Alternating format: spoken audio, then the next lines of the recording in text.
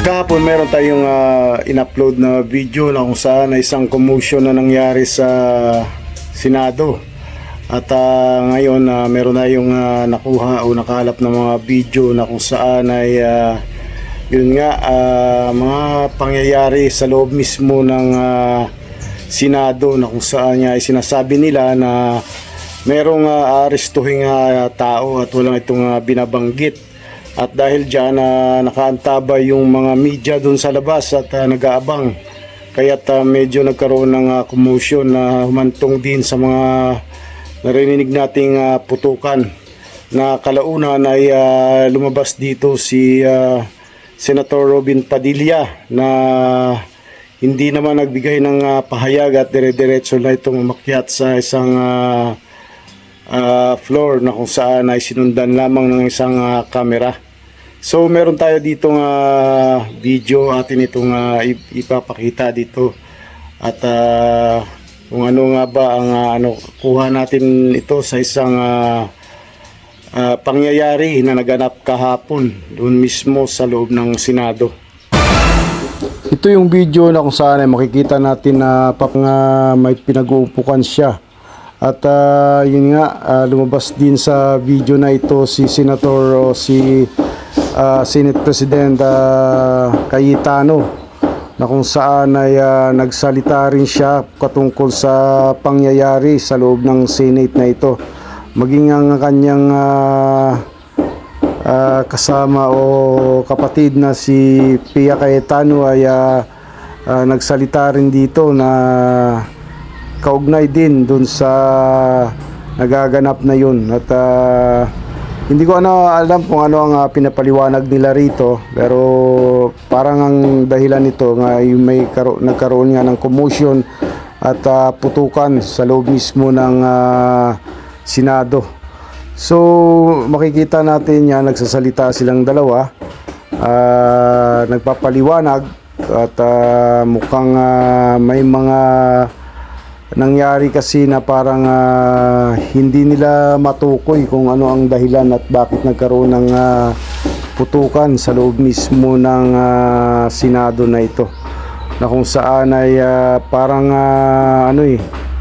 parang wala silang idea kung ano talaga ang pinagmulan ng mga putok na yun, o bakit nagkaroon ng kaguluhan dun sa lugar na yan ng Senado. So mayroon ako napanood na video din ng ating Pangulong Marcos, at ayon nga sa kanya ay wala daw siyang instruction na kung ano man o hulihin o arestuhin itong si Senator Bato de la Rosa, dahil ang karaniwang sinasabi nga nila ang dahilan ng mga putukan o maririnig natin sa isang news kahapon ay mukhang si Bato de la Rosa ang nais nilang kunin. At maging ang opisyal ng PNP ay na nasa loob, na naka-assign din sa loob, ay mukhang nagpaliwanag din dito sa mga media. At yan nga, nagsasalita rin siya kaugnay sa pangyayari na yun na naganap sa loob mismo ng Senado. So yan, hindi ko alam kung anong explanation ng siguro ang karaniwang tinutukoy nila rito ay si Bato de la Rosa talaga ang nais arestuhin siguro, kasi mukhang umakyat daw sa 5th floor yata si Senator Bato galing sa elevator. Yun ang mga naririnig natin sa mga paliwanag nila kahapon. Ay ang una kong tinawagan ay si Sec. John Vic Remulla ng DILG. At tinanong ko, magpa-report ka sa mga pulis na nandun na kung may nangyari, kung meron silang ginawa. At tapos ang sunod na tawag ko naman ay sa NBI. At tinanong ko sa mga NBI at kay Director Matibag, kayo ba ay pumasok sa Senado? Sabi niya, wala kang instruction. Ang sabi sa akin, wala kang instruction, sir. Kaya ba't namin gagawin yun? Kaya't masasabi ko sa ating mga kababayan, yung nakikita po ninyo na naka-uniforme sa loob, sa mga sa news, ang mga naka-uniforme doon, dalawang klase, yung PNP, Police na naka-duty sa Senado. Nandun sila para bantayan ng Senado, para mag-crowd control, para mag-secure ang Senado. Yung isa pang may hawak na naka-uniforme ay yung Marines, may Marine Detachment na nandun talaga sa Senado, tiga dun sila. Ang pagtrabaho din nila is secure ang Senado at magbigay ng yung nakikita ninyong honor guard.